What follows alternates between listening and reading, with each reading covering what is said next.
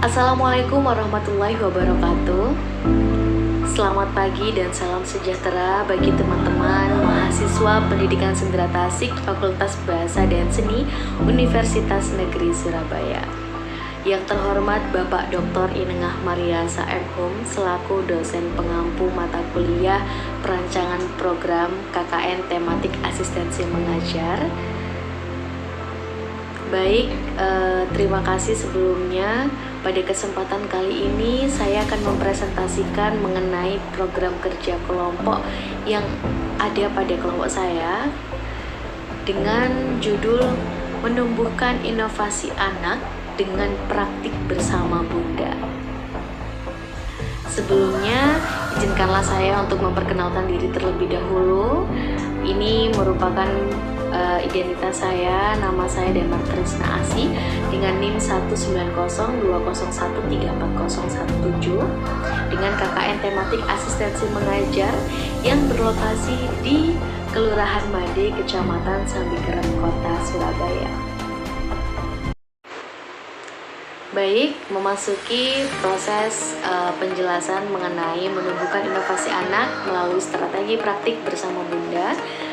Ada 3 topik pembahasan pada kesempatan kali ini. Yang pertama ada program kerja kelompok, yang kedua ada pengembangan dan pelaksanaan, dan poin ketiga yang paling penting adalah strategi praktik berinovasi. Nah, jika kita ambil dari kata inovasi itu adalah bagaimana seseorang itu meluapkan idenya dalam bentuk apapun sehingga mereka dapat berkreativitas dan menghasilkan hal-hal yang baru. Nah, pada poin pertama ada program kerja kelompok. Sebelumnya, menurut Santoso, dalam Susanto program kerja adalah suatu sistem rencana kegiatan dari suatu organisasi yang terarah, terpadu, dan tersistematis yang dibuat untuk rentang waktu yang telah ditentukan oleh suatu organisasi. Begitu pula dengan program kerja kelompok KKN yang berarti adalah suatu rancangan atau program kerja yang akan dilakukan secara sistematis dalam jenjang waktu proses KKN yakni 3-4 bulan. Nah, ada banyak sebenarnya program kerja pada kelompok saya. Yang pertama ada program asistensi mengajar di PPT atau di PAUD, yang mana kita mengajar terbagi menjadi 3 PAUD, ada PPT Pelita Bangsa, ada Harapan Bangsa, dan ada Harapan Kita. Jadi 3 PAUD ini memang terdiri dari RW yang berbeda pula di Kelurahan Made tersebut. Kemudian program kerja yang kedua ada mengajar Taman Pendidikan Al-Quran yang letaknya ada di Balai RW 2. Kemudian yang ketiga ada Rofiin Made atau ruang diskusi masyarakat teman-teman KKN bersama masyarakat di Made. Ada kemasyarakatan juga di mana berisikan tentang kesehatan masyarakat. Ada program kerja senam bersama ibu-ibu, paguyuban senam, ada senam bersama ibu-ibu lansia, ada posbindu atau posyandu bersama ibu-ibu lansia juga, pun juga ada jumantik atau juru pemantik jentik gitu ya. Nah, itu beberapa program yang telah dilakukan oleh teman-teman KKN kelompok Surabaya 28. Namun pada pembahasan kali ini kita fokus pada topik pertama, yakni adalah program kerja mengajar di PPT atau di PAUD. Nah, berhubungan dengan menumbuhkan inovasi anak ya bersama Bunda melalui strategi praktik. Cara pengembangan dan pelaksanaan kita itu pengembangan program kerja yang dilakukan dengan berkelompok dan dilaksanakan sejak bulan Maret hingga Juni dengan berbagai event. Jadi setiap program kerja yang telah saya sebutkan tadi memiliki puncak acara yakni mengadakan suatu event. Contohnya adalah pada mengajar PAUD ini kami sempat mengadakan lomba mewarnai anak dan ibu yang dilakukan pada bulan Juni, awal Juni. Kemudian lanjut yang poin ketiga nanti akan membahas mengenai strategi praktik berinovasi. Berdasarkan gaya belajar anak, terdapat banyak sekali gaya belajar yang dilakukan. Kemudian, namun gaya belajar yang banyak diminati oleh anak adalah dengan metode praktik. Melihat kondisi anak zaman now atau dengan pengaruh teknologi dan globalisasi ya, anak zaman sekarang ini lebih suka belajar dengan menggunakan metode praktik. Artinya juga mereka membiasakan dari apa yang mereka lihat, kemudian baru mereka bisa melakukan. Makanya sampai ada himbauan seorang ibu atau kakak tidak boleh melakukan hal-hal yang berbahaya di depan anak kecil. Mengapa? Karena itu akan menjadi daya tangkap yang cepat, kemudian mereka akan cepat juga dengan meniru gitu. Lanjut pada poin berikutnya, mengenai asistensi di PPT Pelita Bangsa. Ini adalah salah satu PAUD yang dapat kami ambil contoh. Berawal dari teori pembelajaran. Menurut Piaget, pembelajaran kognitif adalah kegiatan seseorang, anak bagaimana ia beradaptasi dan menginterpretasikan objek serta kejadian-kejadian yang terjadi di sekitar dirinya. Nah, kita tentunya sebagai calon seorang pendidik juga perlu memperhatikan apa sih yang sekiranya marak terjadi di sekitar anak-anak kita atau di sekitar siswa-siswa kita. Mengapa? Karena hal ini tentunya akan menjadi sesuatu yang dapat diingat oleh anak dengan cepat. Kemudian juga kita dapat menjadikan hal tersebut sebagai contoh atau acuan dalam mengajar dalam kehidupan sehari-hari untuk menentukan strategi praktik. Nah, ini nanti akan kita bahas bagaimana kita membiasakan memberikan contoh dari apa yang ada di sekitar kita dulu, sehingga mereka jauh lebih paham.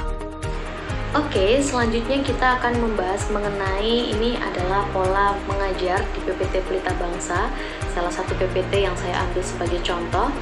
Sebelumnya, ada teori pembelajaran. Menurut Piaget, pembelajaran kognitif adalah kegiatan seseorang anak, bagaimana ia beradaptasi dan menginterpretasikan objek serta kejadian-kejadian yang terjadi di sekitar dirinya. Nah, biasanya anak-anak ini sangat paham betul ya kejadian-kejadian yang ada di sekitarnya, kemudian juga mereka menginterpretasikannya juga dengan cepat. Dia akan mudah untuk menceritakan kejadian yang pernah mereka alami sebelumnya. Nah, hal ini juga menjadi bahan ajar kami selaku pendidik untuk dapat melihat kejadian apa yang sering terjadi di sekitar mereka untuk dijadikan sebagai contoh pembelajaran nantinya. Misalnya, kita mengambil tema dalam PPT itu ada beberapa tema ya, kita ambil contoh temanya di bagian api saja. Nah, ketika mereka ingin melihat ibunya memasak, kemudian melihat bapaknya sedang menggunakan korek api, maka di situ mereka akan melihat apa dan bagaimana fungsi api sebenarnya, seperti itu. Nah, dengan itulah kita bisa mencontohkan biasanya bagaimana anak-anak melihat ibunya menyalakan kompor. Nah, itulah yang hidup itu namanya api. Jadi itu contoh-contoh kecil yang dapat kita berikan mengenai kejadian-kejadian atau objek yang terjadi di sekitar anak. Kemudian pada poin kedua, ada pentingnya praktik untuk anak. Nah, ini adalah poin penting. Mengapa seorang anak membutuhkan praktik untuk melakukan proses belajar mengajar? Anak itu tidak bisa kita berikan pembelajaran yang dalam kurun waktu lebih dari 15 menit. Karena survei sudah membuktikan bahwa anak bisa fokus belajar itu dalam rentan waktu 15 menit saja. Lebih dari 15 menit itu anak sudah pecah pikirannya, jadi sudah tidak bisa fokus. Oleh karena itu, kita perlu mempelajari bagaimana strategi yang tepat untuk bisa memecahkan masalah tersebut, yakni ketidakfokusan belajar untuk anak.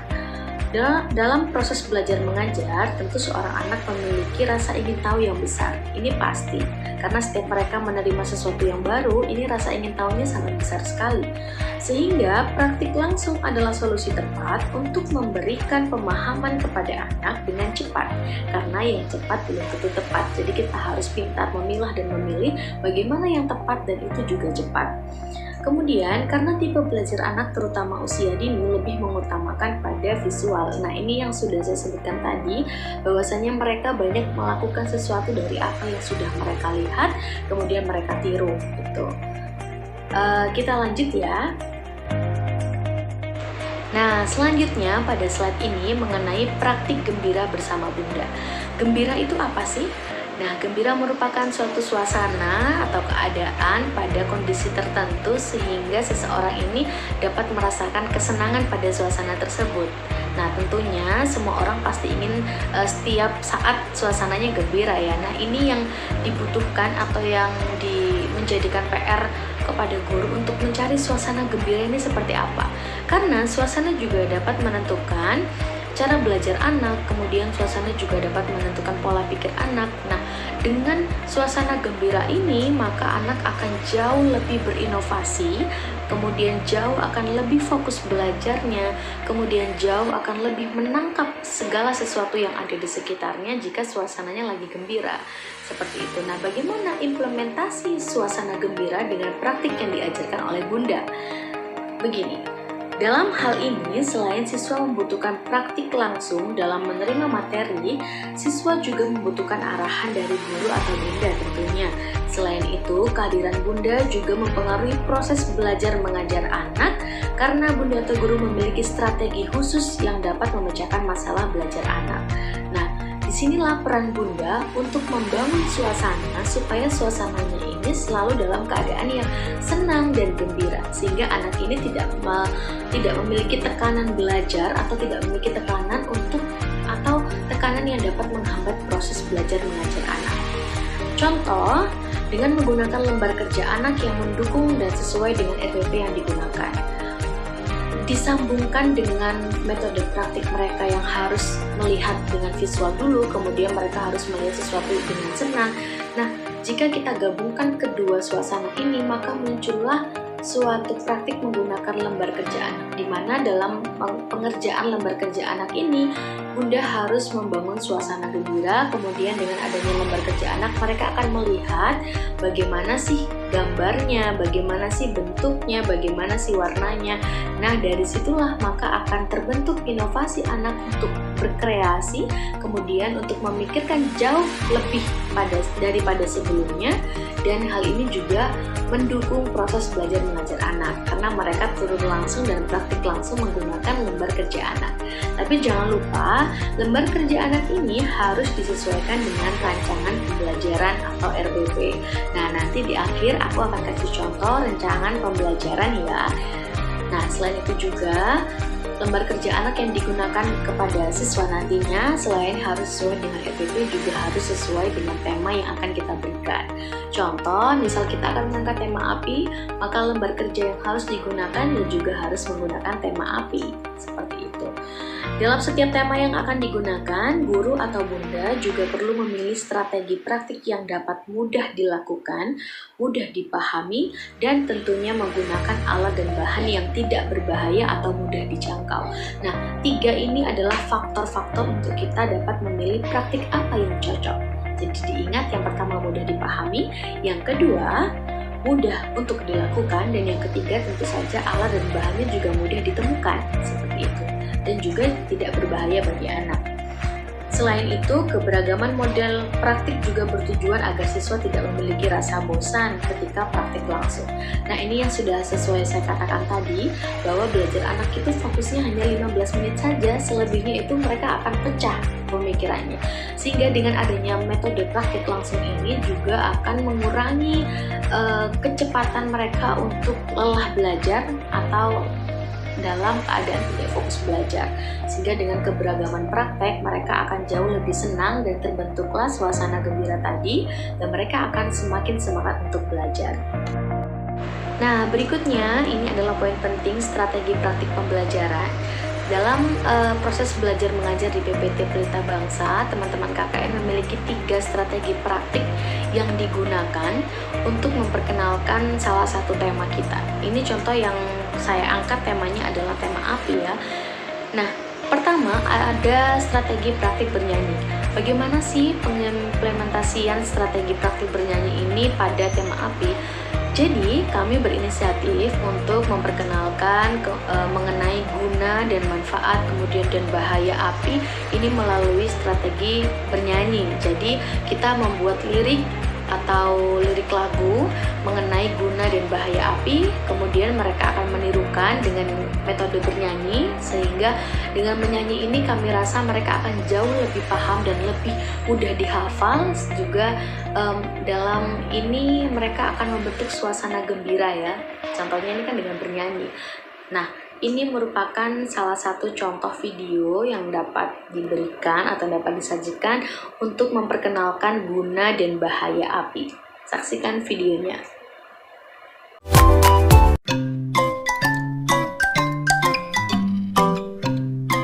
Happy hati-hati dengan api. Au panas, jangan disentuh nanti melepuh. Au sakit.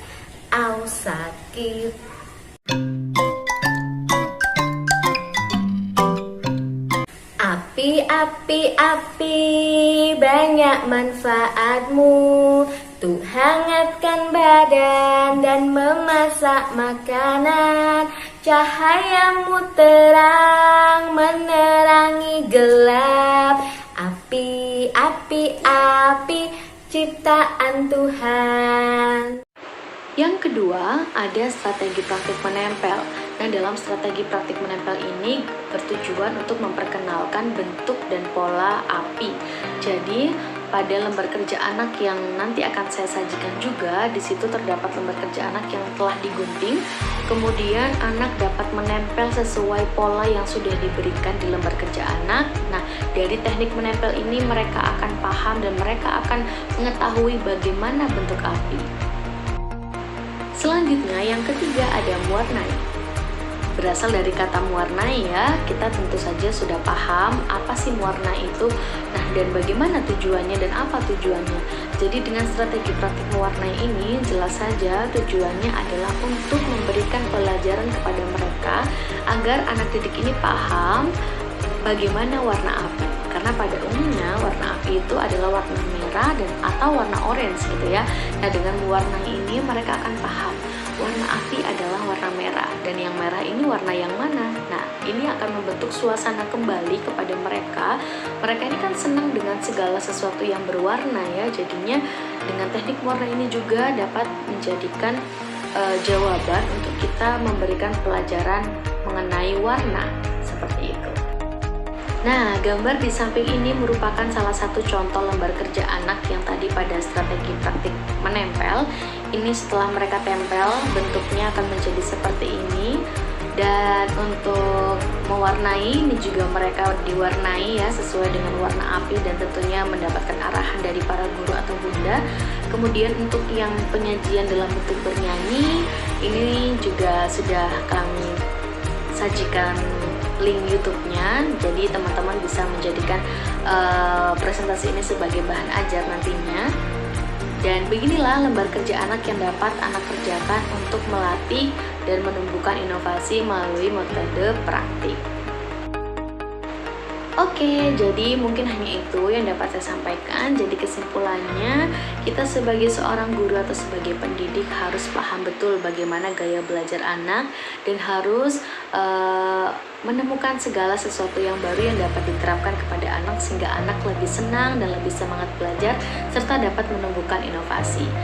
Kesimpulan yang kedua adalah seorang anak, khususnya anak usia dini, sangat membutuhkan metode praktik agar mereka dapat lebih cepat memahami dan mereka dapat mempraktikkan secara langsung dimanapun dan kapanpun. Jadi pilihlah metode praktik yang simpel, mudah dipahami, mudah dilakukan, dan jangan lupa gunakan alat dan bahan yang tidak berbahaya ya. Mungkin hanya itu yang dapat saya sampaikan, kurang lebihnya mohon maaf. Wassalamualaikum warahmatullahi wabarakatuh.